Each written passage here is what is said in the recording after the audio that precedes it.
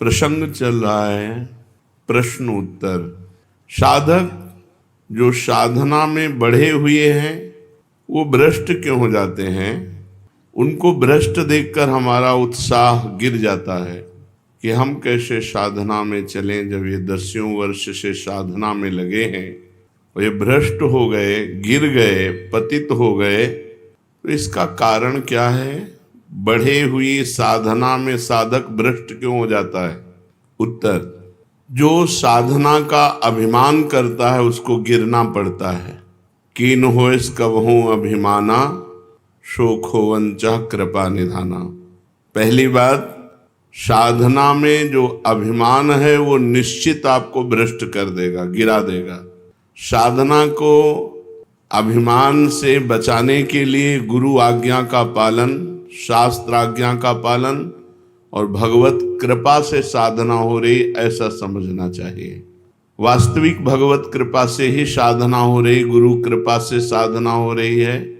साधना कृपा से होती, प्रारब्ध से नहीं होती है। अपने बल से साधना नहीं होती, भगवत कृपा से होती है। तो साधक को जब अहंकार आवे तो अपने से ऊंचे महात्माओं के चरित्र पढ़ने चाहिए, अपने से बड़े संतों के चरित्र पढ़ने चाहिए। अभी पूज्य जैन मुनियों का दर्शन हुआ, उनकी साधना सुन करके ऐसा लगता है कि अपने लोग तो केवल जी रहे हैं। एक बार उबला प्रसाद पाते हैं, स्वाद रहित, और भारत में ऐसी गर्मी में वो पैदल चलते हैं। जहाँ एसी से निकलना मुश्किल है लोगों का, वहाँ वो नंगे पैर चलते हैं। कितना कष्टमय जीवन, फिर भी सरल चित्त, कहीं अभिमान नहीं देखा। सब के सब सरल चित्त, सब के सब अकिंचन, सब के सब भगवत मार्ग के पथिक। तो जब साधना का अहंकार अपने को लगे तो अपने से बड़ों को देख लेना चाहिए, संतों का संग करना चाहिए। बड़े संतों का ना मिले तो उनके चरित्र पढ़ने चाहिए कि हम कहाँ हैं, अपने को पता चल जाएगा। मान लो आप ध्यान लगाते हो तो कील देव जी ध्यान में बैठे थे, यवनों ने उनके माथे पे कीला ठोक दिया कि नाटक कर रहा है ध्यान का, फिर भी ध्यान भंग नहीं हुआ। या मच्छर काटे तो ध्यान भंग हो जाएगा, कील ठोक दी गई, पर उनके ध्यान में कोई फर्क नहीं पड़ा। बड़े महापुरुषों का ध्यान, बड़े महापुरुषों के चरित्र। मान लो त्यागी, तो चीदर चिदरानी जी से बढ़कर कौन त्यागी हो सकता है, जिनके पहनने के लिए वस्त्र और खाने के लिए भोजन नहीं, संत सेवा में घर के खिड़की दरवाजे तक बेच दिए, फिर भी भगवदानंद में मस्त हैं। हमारी क्या साधना? साधना देखो, संत एक से एक कठोर संत साधना कर रहे हैं।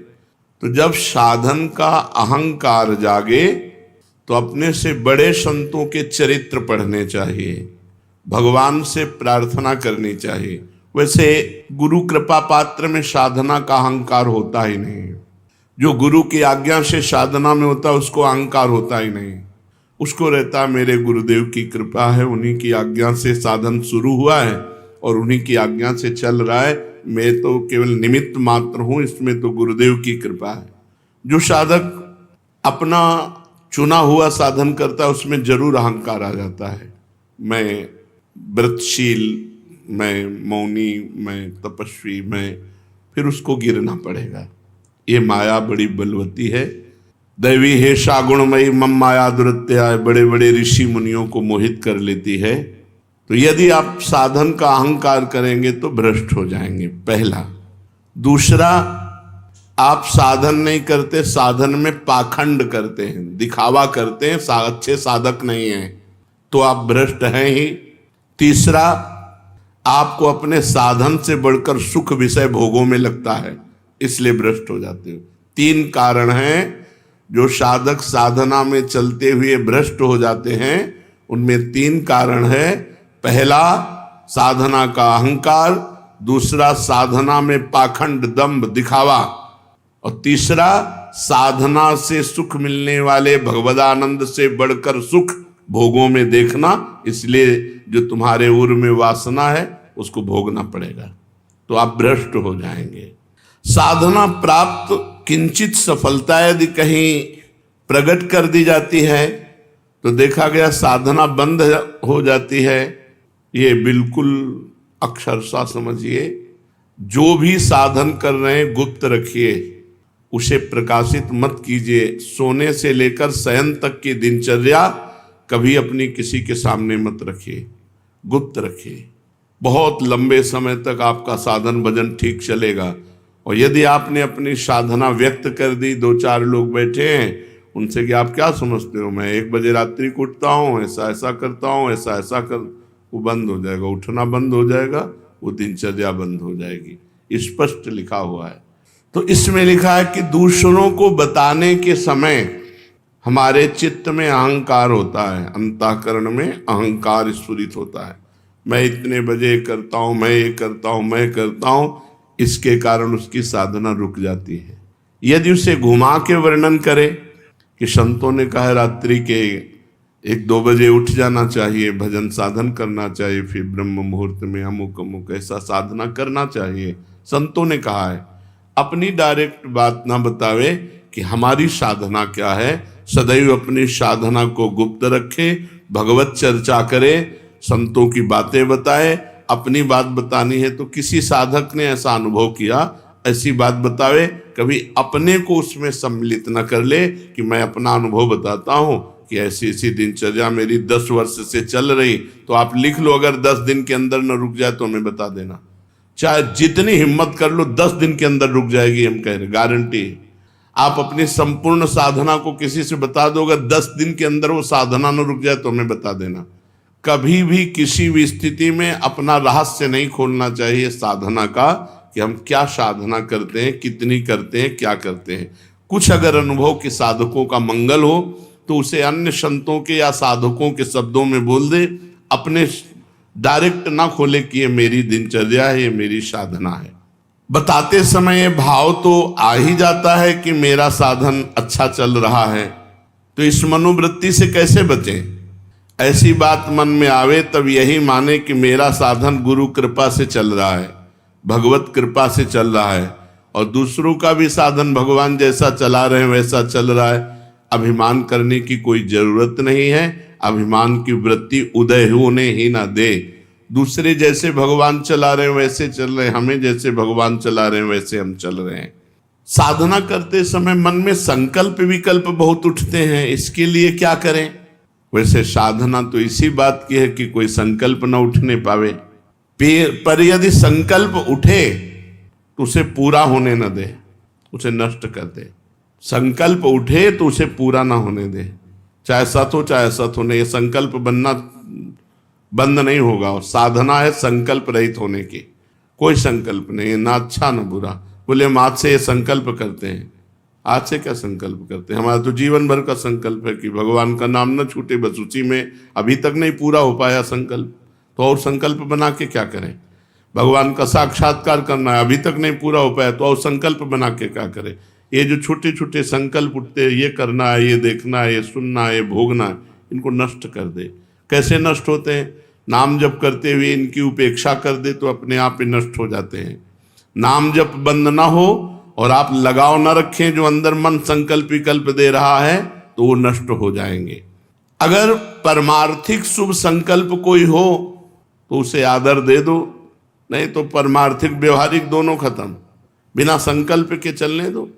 संकल्प रहित साधना ही भगवान की प्राप्ति का है।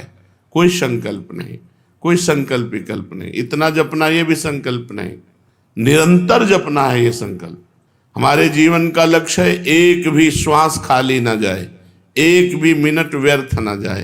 पूछत रीति भभूकत धावत, श्री सेवक जी महाराज लिखे। नहीं, कैसे बदलें। भजन का तीव्र अभ्यास। भजन से जब हृदय शीतल हो जाता है तो कोई गाली भी देता है तो उत्तर देने का मन नहीं होता। कोई गुस्सा भी दिलाता है तो इतनी शीतलता है कि गुस्सा ही नहीं आती। भजन का तीव्र अभ्यास और भगवान से कृपा याचना करना कि हमारा स्वभाव बदल दो। सेवक जी कह रहे हैं, या जो पर्यो मोहि सहज स्वभाव, से हरिवंश नाम रस चाओ, नाव सुदृढ़ भव तरन को। ये सुदृढ़ नौका है नाम। भवसागर से तरने के लिए सुदृढ़ नौका नाम है। और मेरा स्वभाव पड़ गया है निरंतर हरिवंश नाम का रटने का। यह जो पर्यो मोहि सहज स्वभाव, श्रुतौ राधिका कीर्तिरंता स्वभावे। हमारी श्रवणेन्द्रिय का स्वभाव बन गया ऐसी किशोरी जी की चर्चा सुनना, जबान का स्वभाव बन गया है राधा राधा रटना।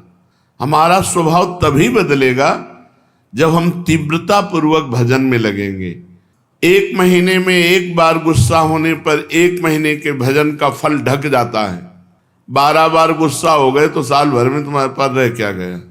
अच्छे से गुस्सा हो जाने पर एक महीने का भजन का फल ढक जाता है। ये संत जन बावरे थोड़ी कि मारो तो भी गुस्सा नहीं होते, शांत रहते हैं। तो बोले जो मारने वाला है फिर वो अगर उसको प्रतिकूलता नहीं दी जाएगी तो और बढ़ जाएगा। नहीं, उमा क्षमा साप होते भारी, अपने कर्म जाए अपकारी। जो तुम्हारा अपकार कर रहा है उसे क्षमा कर दो, तुम्हारी क्षमा उसके लिए सांप से भी बढ़कर जाकर दंड देने वाली बन जाएगी। तुम्हारा भजन तो बढ़िया बच गया और उसको दंड सांप से भी अधिक मिल जाएगा। उमा क्षमा साप होते भारी, अपने कर्म जाए अपकारी। छोड़ो उसको, शांत रहो। कोई बात करे तो बहुत नम्र और मृदु बात करो और सावधानी पूर्वक जीवन व्यतीत करो। ऐसे किसी स्त्री पुरुष से बात ही न करो जिससे कोई संबंध नहीं है। व्यर्थ में नेत्रों को बहुत संभाल के, वाणी को बहुत संभाल के रास्ते चलते, श्री हरिवंश, जिधर वो श्री हरिवंश आया उधर से मुंह फेरो और फिर बोलो श्री हरिवंश तो चल दो।